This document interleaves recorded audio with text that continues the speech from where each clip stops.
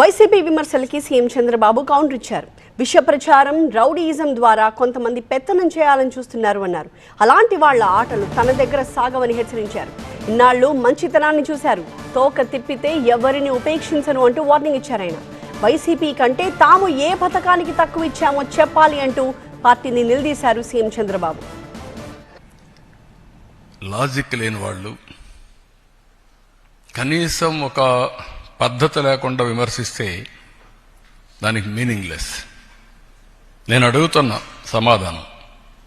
నేను 4 పిల్లలకి ఇస్తున్నాను కదా, మీకంటే 3-4 వేల కోట్లు ఎక్కువ ఇస్తున్నాను కదా, 12,000 కోట్ల రూపాయలు ఎక్కువ ఇచ్చాను కదా.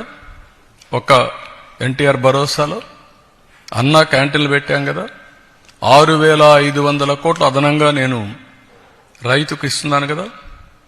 అదే సమయంలో 90% డ్రిప్ ఇరిగేషన్ ఇచ్చాను కదా. అదే సమయంలో ఎక్కడ ఎంఎస్పి ప్రాబ్లం ఉంటే అక్కడ కొంటున్నాం కదా, కోకో కొన్నాం కదా. మ్యాంగోకు 4 రూపాయలు కేజీకి ఇస్తున్నాం కదా, పొగాకు కొన్నాం.